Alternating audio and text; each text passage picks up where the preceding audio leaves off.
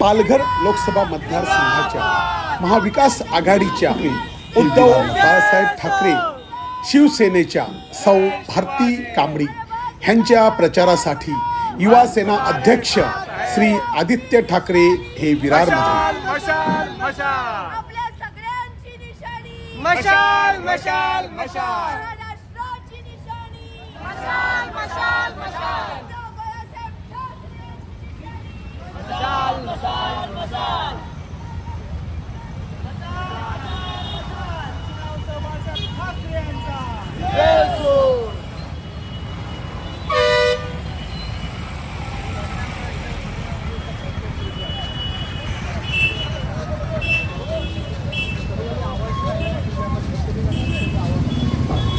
विरार येथे भारती कांबडी यांच्या प्रचारासाठी तुफान गर्दी आणि सर्व बाईक रॅलीमध्ये जोरजोरात आपल्या निशाणीचा आवाज करत बाईक रॅलीमध्ये सामील झालेले आहेत.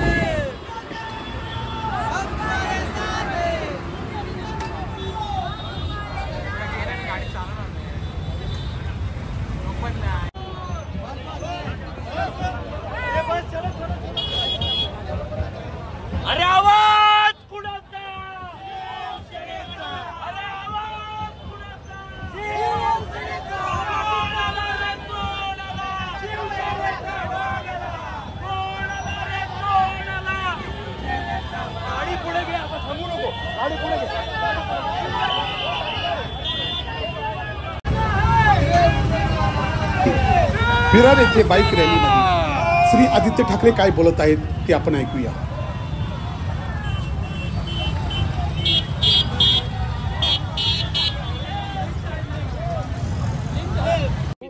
या निवडणुकीच्या नंतर जवळपास जे इथले प्रादेशिक पक्ष आहेत हे काँग्रेसमध्ये शिवसेना उद्धव बाळासाहेब ठाकरे पक्ष म्हणूनच राहणार आणि आम्ही जसे आहोत तसे राहून देशाच्या हिताचं बोलत पण शिवसेना ठाकरे गट आणि शरद पवार गट हे त्याच विचारसरणीचे आहेत असं सांगेल. उद्धव बाळासाहेब ठाकरे हा पक्ष जसा आहे तसा राहू.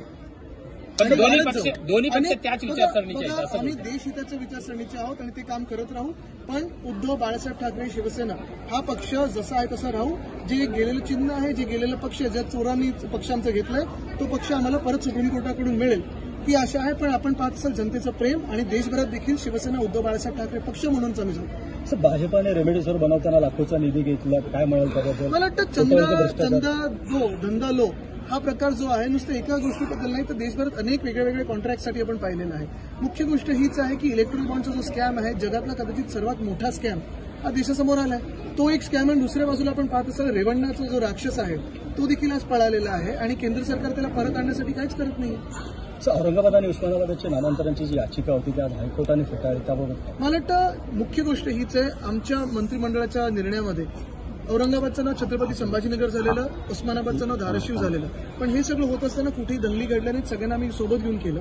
दुसरी गोष्ट अशी आहे सर्वात महत्वाची आहे, हे मी सतत विषय हा घेत आलेलो आहे. नामकरणचा विचार करायचा असेल तर आपण त्या औरंगाबाद एअरपोर्टचं नाव छत्रपती संभाजी महाराज इंटरनॅशनल एअरपोर्ट हे ठेवलं होतं.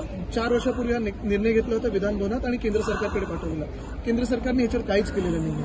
नवी मुंबई विमानतळाचं नाव श्री दिबा पाटील आंतरराष्ट्रीय एअरपोर्ट हे दिलं होतं पण ते अजून मान्य केलं नाही केंद्र सरकारने. पण अयोध्येमध्ये नाव बदललेलं आहे, गोव्यामध्ये नाव बदललेलं आहे. म्हणजे हा महाराष्ट्राला असा का ही वागणूक मिळत आहे केंद्र सरकारकडून किंवा भाजपाकडून हा प्रश्न आहेच. आदित्य साहेब 3 टप्प्यामधलं आता इलेक्शन संपलेलं, मतदान संपलेलं आहे. परंतु आता जे 4थ्या टप्प्या 5व्या टप्प्यामधलं जे मतदान आहे त्यामध्ये प्रत्येक ठिकाणी अमित शहा आणि नरेंद्र मोदी हे प्रचार घेत असताना आपल्याला दिसतात. आज 13 तारखेला कदाचित अमित शहा आणि पंतप्रधान मोदींची सभा लागण्याची शक्यता आहे. काय याचा संकेत काय? आपण महाराष्ट्राची जनता म्हणून हा विचार करायला पाहिजे की गेल्या 5 वर्षात हे मोठे नेते कुठे होते, आपल्या राज्यात का नाही आले. कोविडच्या काळात जेव्हा इथे महाविकास आघाडी आघाडीचं सरकार होतं.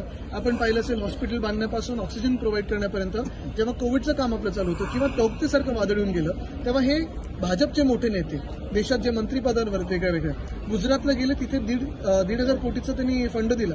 महाराष्ट्राला ₹1 दिला नाही. तर ही वागणूक महाराष्ट्राला का मिळते आणि प्रचारात असताना का इथे यावं लागतं हा देखील विचार आपण सर्वांनी करावा. पण आता मोदीजींच्या ज्या सभा वाढल्या जात आहेत त्यामुळे त्यामधले काय संकेत वाटतात? कारण उद्धव बाळासाहेब ठाकरे ही व्यक्ती त्यांच्यासोबत नाहीये म्हणून त्यांना दुप्पट तिप्पट सभा घ्यायला लागतात. तरी देखील महाराष्ट्र शिवसेना उद्धव बाळासाहेब ठाकरे या पक्षासोबत राहील. सर कालच्या शरद पवारांच्या मतदानामध्ये कुठेतरी स्टेटमेंटनंतर एकनाथ शिंदे यांनी सांगितलेलं आहे की ठाकरे गटाची शिवसेना ही काँग्रेसमध्ये बघा विलीन होईल. पक्ष चोरांनी आणि बाप चोरांनी पवारसाहेब काय बोललेत उद्धवसाहेब काय बोलले त्याच्यावर बोलण्याचे त्यांना काही अधिकार नाहीये. हे लोक जे आहेत ते डरपूक होते म्हणून ते गुवाहाटी गोवाला वगैरे पळून गेले होते. त्यांना बोलण्याचा अधिकारच नाही.